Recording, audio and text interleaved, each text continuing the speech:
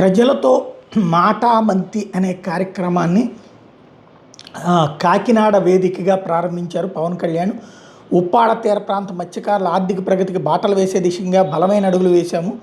ఇచ్చిన మాట మేరకు అలల తీవ్రత కారణంగా జరిగిన నష్టానికి పరిహారం అందించారు.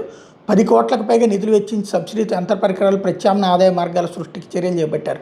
ఉప్పాడ తీర ప్రాంత మత్స్యకారులకు ఇచ్చిన మాట మేరకు 100 రోజుల ప్రణాళిక కార్యరూపం దాల్చిందని, ఇప్పటికే తమిళనాడు, కేరళ రాష్ట్రాల ప్రత్యామ్నాయ ఉపాధి మార్గాలపై శిక్షణ ఇప్పించాము అంటూ ఉప ముఖ్యమంత్రి వర్యులు చెప్పుకొచ్చారు.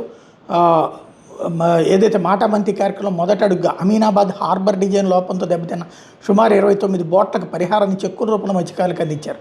హార్బర్ డిజైన్ లోపాలను సవరించేందుకు మరో 80 కోట్ల మంజూరు ప్రణాళిక రూపొందిస్తున్నట్టు ప్రకటించారు.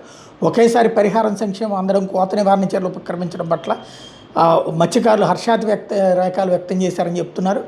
అలాగే అమీనాబాద్ ఫిషింగ్ హార్బర్లో అలల తాకిడికి 16 పడవలు పూర్తిగా, 13 పడవలు పాక్షికంగా దెబ్బతిన్నాయి. బాధితులు తక్షణ ఉపశమనం కలిగిస్తూ మొత్తం 29 పడవలకు గాను 75,52,800 ఆర్థిక చెక్కుల రూపంలో పంపిణీ చేశారు. ఇటీవల జరిగిన ప్రమాదంలో అలాగే హార్బర్ డిజైన్ లోపాలు శాశ్వతంగా సరిచేసేందుకు అదనంగా మరో 80 కోట్లు మంజూరు చేశారు.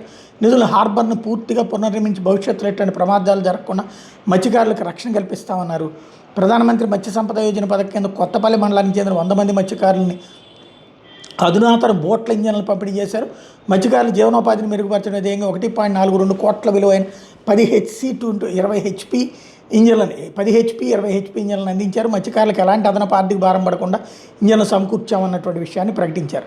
ఇక్కడ ఏదైతే వీళ్ళతో మాట్లాడి ఈ కార్యక్రమాలు చేసామని, వాస్తవంగా మాటామంతి అంటే అందరూ అనుకున్నటువంటిది ఏంటంటే ఈ జనాలందరి దగ్గర నుంచి వింతపత్రాలు తీసుకుంటారు, దానికి వెంటనే సొల్యూషన్ చేస్తారు అన్నటువంటిది.